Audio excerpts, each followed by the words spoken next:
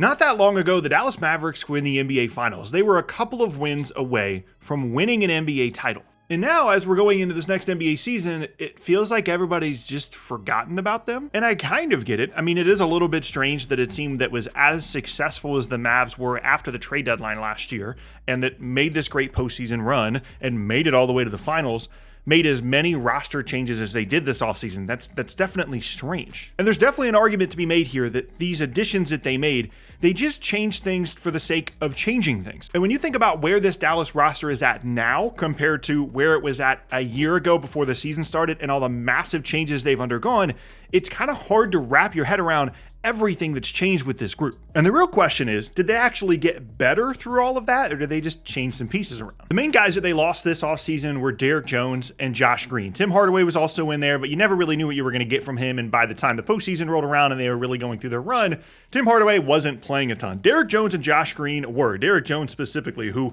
was probably the best value signing of any free agent last year. He's on a minimum contract for Dallas and playing 30 minutes a game in the postseason. He was an unbelievable defender for them. He was able to make enough threes to keep the defense honest, albeit on low volume. And Josh Green provided them a ton of energy up and down the floor, could guard. And even though the shooting stuff came and went, you liked having Josh Green out there. But both of those guys are now gone. And as a result of that, Dallas has actually changed a lot of the core principles of what made this team so good last year. They bring in Klay Thompson, they bring in Najee Marshall, Quentin Grimes, Spencer Dinwiddie, and I've been seeing a lot of doubt and a lot of pessimism around whether these were the correct moves for Dallas to make this offseason. First and foremost, let's start with the big name. Let's start with Klay Thompson. I think people are starting to undervalue what Klay can be to a potential title team, specifically as a shooter, just because of the way things went in Golden State last year and towards the end of his tenure there. People are acting as though Klay Thompson is a completely washed offensive player, and that's just not true. Like, he's still one of the better catch and shoot, stand still three-point shooting guys in a league. He still can move off screens and make shots. Yes, he's not going to get to the rim. He's not going to be able to attack closeouts as well as he did before two debilitating injuries. And defensively, he's not even remotely close to the guy that we saw at his peak in Golden State.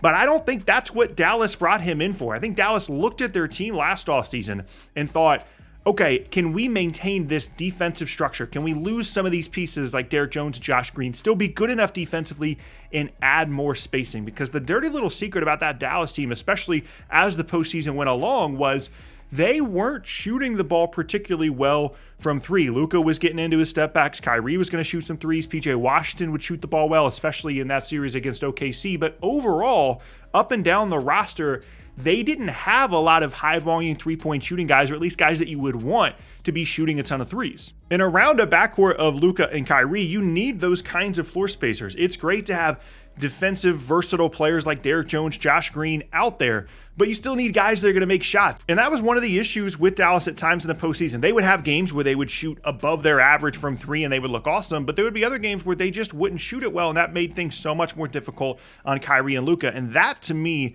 is the main point of the Klay Thompson addition. It's not that they're bringing in this great two-way player like he was at times with the Warriors. They're bringing in a guy that, in the correct situation with these creators around him, with Luka and Kyrie there to set him up for open threes, he's going to make and take a ton of open threes this year for Dallas, and that's just going to help their offense tremendously. Because I presume that the starting lineup they're going to at least try at the beginning of the year is going to be Kyrie, Luka, Klay, PJ Washington, and Derek Lively. Lively, a guy that we're going to talk about later, is critical to their success this upcoming season. And that lineup has a nice combination to me of floor spacing, creation, rebounding, size, and obviously it depends a lot on PJ Washington being a good wing defender and Klay Thompson at least being able to guard somebody out there, because you're not going to ask Kyrie or Luka to guard anybody super dangerous on the other team. And so that's going to be something to keep an eye on, is whether that starting group can play well on the defensive end of the floor to begin and finish games, especially in comparison to all the length and defensive versatility that they would start and end games with last year with Derrick Jones out there. But to me, it's a net positive. The floor spacing that Klay is going to provide, and still their size and ability to guard well with that group, is a net positive. I really like the Klay addition for Dallas, and I think people are just underestimating how good Klay still can be in the right situation offensively. But that's not the only addition I like for them. I think Najee Marshall is a good player for them. Like, it's going to depend on how he shoots from three. You're going to have up and down games for him. That's just the kind of player that he is. But at the price they got him for, it's good value. I really like Quentin Grimes. The fact that they just got him in the Tim Hardaway trade kind of made no sense to me at all. I don't know that he's going to be playing a ton of playoff minutes for them or anything, but during the season, there's going to be games where Quentin Grimes comes out there and he provides them energy. He's a spark plug option offensively, and he's not going to, one for one replace what Josh Green did. Josh Green's a better player than Quentin Grimes, but still a nice, interesting option to have. And then they also have Spencer Dinwiddie, who, I don't really care about. I don't think he's actually going to be impactful, but it's nice to at least have some size and creation there. And when you consider all of those pieces, when you consider how above expectation someone like Derrick Jones played for Dallas last year, when you consider what Klay could mean from a spacing perspective, I think this is a net positive this offseason was for Dallas. They're going to be different. They're probably not going to be as good defensively as they were post-trade deadline last year, but they're also not going to be as bad in certain games as a floor spacing team. And at the end of the day, when it comes down to the postseason, when it's you got to win 4 out of 7 games, I still like their chances against a lot of the teams in the Western Conference for all the reasons that we saw in the postseason last year. If they can keep it close, if they can guard well, the last 8 minutes of the game, they've got 2 of the best guys in the league in those situations in Kyrie and Luka. And if the game is close, they're going to get at least a decent shot pretty much every single time down the floor. That is their formula. They guard, they have enough floor spacing to allow Luka and Kyrie to do their thing. And if they're healthy and they're ready to go,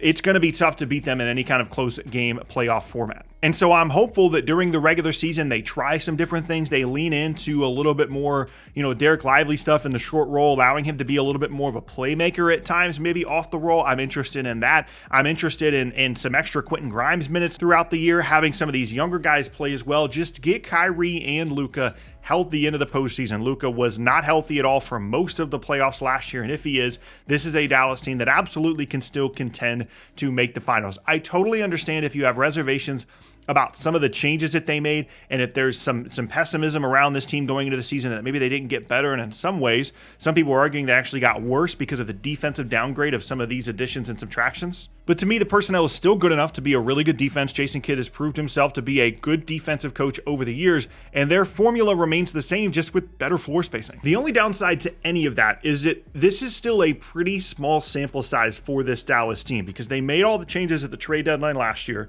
and then now they make all these changes this offseason. And we really didn't get that much familiarity with this group except for, 20 games after the trade deadline. And then obviously during the postseason, they looked really good and they matched up really well against these certain teams. But there's a scenario here where Klay doesn't shoot the ball well. They're out of options defensively because they just don't have as many wings, because someone like Derrick Jones, Josh Green, these guys are gone. And of course, we all know how absolutely loaded the West is. There's no guarantee they're going to make it back to the conference finals, even though I like the moves that they made. But I'm just done with doubting Luka. I'm done with doubting this team and franchise in general. And whether it be improvement from Derek Lively, whether it be better floor spacing, whether it be their floor as a defensive team, I still would be very, very afraid of the Dallas Mavericks if I was in the West going into this upcoming season.